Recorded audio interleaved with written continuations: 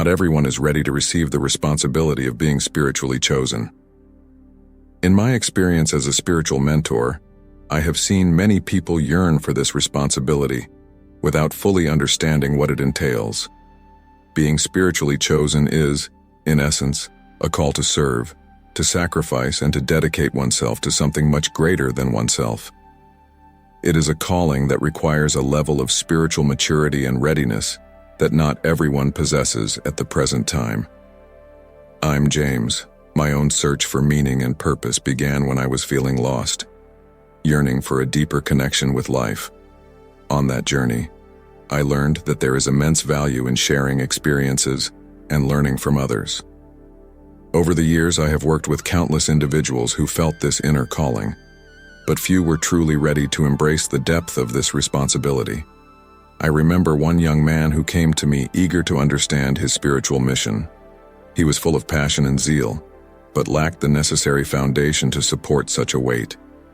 Over time, he learned that spiritual preparation involves not only study and prayer, but also patience, humility, and perseverance. It is vital to understand that readiness to be spiritually chosen is not determined by our will or desire, but by our state of being. It takes a humble heart, an open mind, and a spirit willing to learn and grow. As it says in Matthew chapter 5, verse 5, "Blessed are the meek, for they shall inherit the earth." Meekness and humility are the foundations on which spiritual responsibility must be built.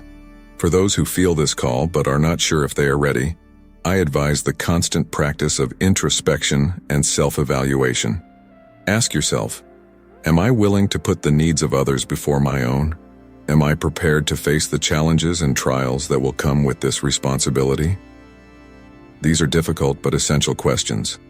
Remember that there is no shame in recognizing that you may not be ready yet. Spiritual growth is an ongoing process, and each stage has its purpose. Our society often values speed and immediate achievement, but the spiritual path is different. It values depth, patience, and gradual development. Being chosen can attract envy and hatred from other people. When you are spiritually chosen, you carry a light that shines differently, an essence that resonates with a higher frequency. This uniqueness can attract admiration and respect, but it can also arouse less noble feelings in other people, such as envy and hatred. It's a difficult reality to accept, but crucial to understanding the breadth of your spiritual journey. The Bible teaches us about the challenges faced by the chosen ones. Joseph, son of Jacob, is a clear example of this. In Genesis chapter 37, we see that his own brothers envied him for being their father's favorite and for his prophetic visions. The envy was so intense that they plotted to sell him into slavery. Joseph, however, kept his faith and integrity, and his story ended in redemption and elevation. This biblical example shows us that envy and hatred can arise from those closest to us, making the path of the chosen one even more challenging. Envy is a feeling that arises from the perception that someone else has something we want, whether it's a talent, an opportunity, or even a spiritual favor. When you are chosen, you can become a mirror that reflects the insecurities and unfulfilled desires of others. This can lead to a range of negative behaviors, from gossip to attempts at sabotage. It's important to remember that these feelings are not a reflection of your worth or your mission, but of the internal struggle of others. Jesus said in Matthew chapter 5, verse 11, "Blessed are you when they revile and persecute you, and say all kinds of evil against you falsely for my sake." This verse comforts us, reminding us that adversity can be a confirmation that we are on the right path. To deal with envy and hatred, the first thing you must do is maintain serenity and compassion. It's easy to fall into the trap of responding negatively, but remember that your mission is greater than these provocations. Practice forgiveness, and try to understand that everyone is at different stages of their spiritual journey. Another valuable approach is to strengthen your support network. Find people who share your vision and purpose, and who can offer emotional and spiritual support. Communion with other chosen ones can be a balm in times of tribulation, and this union will help dispel the negative energies that envy and hatred can bring. Protect yourself spiritually through prayer and meditation. These practices will create a barrier of light around you, making it harder for negative energies to affect you. Psalm 23 is a powerful prayer of protection that can be recited daily. The Lord is my shepherd, I shall not want. He makes me lie down in green pastures, he leads me beside still waters. Remember that being chosen is both an honor and a responsibility. The adversities you face, including envy and hatred, are opportunities to grow and strengthen your faith. They are reminders that your light is strong and that your mission is meaningful. Don't allow these negative emotions to divert you from your path. Stay focused on your journey and continue to radiate the light you have been given. Those who are spiritually chosen can be the target of spiritual attacks.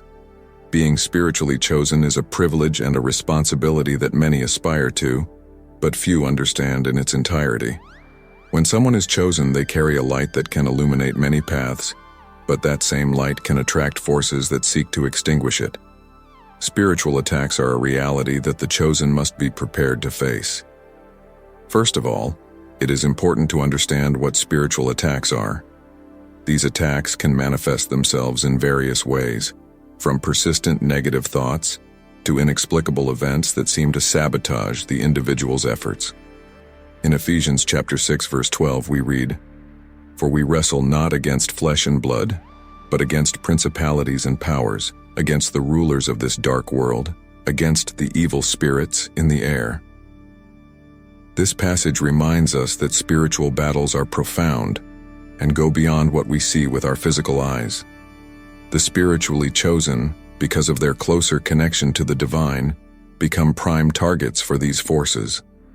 The first line of defense against such attacks is to strengthen one's faith. Prayer and meditation are powerful tools that connect us with the divine and provide us with the necessary spiritual armor. The regular practice of these disciplines creates a protective field around the individual, making it more difficult for negative forces to penetrate. In addition, it is crucial for the chosen ones to always be on the lookout for signs of imbalance in their lives. A sudden feeling of discouragement, destructive thoughts, or even unexplained illness can be indicative of a spiritual attack. At such times, it is essential to seek help. Don't hesitate to seek advice from a spiritual mentor or a faith community. The support of others can be fundamental in restoring balance and harmony. Another vital aspect is maintaining a healthy and balanced lifestyle. Body, mind, and spirit are interconnected, and taking care of one reflects directly on the other. Healthy eating, regular exercise, and good sleeping habits are practical ways of keeping vital energy high, making the individual less susceptible to negative influences. The practice of love and compassion also plays a protective role. When we vibrate at high frequencies of love, we are naturally repelling low energies. Jesus taught us in Matthew chapter 22, verse 39, "You shall love your neighbor as yourself." This commandment is not only a moral guideline but also a tool for spiritual protection. It is equally important that the elect develop the ability to forgive. Forgiveness frees the soul from bonds that can be used by negative forces to attack us. Holding grudges or sorrows creates cracks in our spiritual protection. When we release these emotions, we are actually strengthening our spiritual shield. Finally, it is essential to remember that no one is alone on this journey. The divine is always there, offering support and guidance. Spiritual attacks are challenges that test our endurance and faith, but they are also opportunities for spiritual growth and strengthening. When we face these challenges with courage and faith, we come out the other side stronger and more connected to our true essence. Being spiritually chosen is a privilege, but also a challenge. Are you facing spiritual attacks and want to strengthen your faith? Take part in the 21-day spiritual challenge, with daily exercises that will protect and uplift your spirituality. Want to know more? Check out the link in the first fixed comment. Being chosen requires a higher level of spiritual commitment and dedication. Being spiritually chosen is a calling that transcends common understanding. It is a summons to a journey of self-knowledge, service, and spiritual growth. This call requires a commitment and dedication that goes beyond the ordinary, demanding a total surrender of body, mind, and spirit. When we speak of spiritual commitment and dedication, we are referring to a daily and constant practice of spiritual disciplines such as meditation, prayer, scripture study, and service to others. These practices are not merely rituals, but paths to a deeper and more intimate relationship with the divine. As a spiritual mentor, I can assure you that this dedication transforms life in ways that are often difficult to put into words. I remember a period in my journey when I was called to commit myself deeply to the practice of meditation. It was an immense challenge, as it required not only time, but a total surrender of my will and a willingness to face my shadows and vulnerabilities. However, by embracing this commitment, I experienced an inner peace and spiritual clarity that were previously unimaginable. I encourage you to do the same. Find a spiritual practice that resonates with your deepest self and dedicate yourself to it wholeheartedly. It could be the daily reading of sacred passages, such as Psalm 119, which teaches us about the importance of meditating on God's Word. Or it could be the act of serving the less fortunate, as taught in Matthew chapter 25, verse 40. Truly I tell you, whenever you did it for one of the least of these brothers of mine, you did it for me. This dedication is not without sacrifice. There will be times when you will be tempted to give up, to return to the comfort of the mundane. But remember, true spiritual transformation requires persistence and a heart willing to surrender completely to the process. As Paul said in Romans chapter 12, verse 2, "Do not be conformed to this world, but be transformed by the renewing of your mind." With each step you take on this journey, you will discover that spiritual commitment and dedication are not just obligations, but opportunities for a deeper connection with the divine. They are doors that open onto a world of spiritual possibilities, where the gifts of the Spirit manifest in surprising and powerful ways. In addition, this dedication has elevated my capacity to love and serve others. I found a higher purpose in helping those around me, realizing that service to others is a form of service to the divine. When we dedicate our lives to spiritual growth, we not only transform ourselves, but also the world around us. The ego can become inflated when someone sees themselves as chosen, leading to a spiritual fall. When someone perceives themselves as spiritually chosen, it is natural for them to feel deep gratitude and recognition for the mission they have been entrusted with.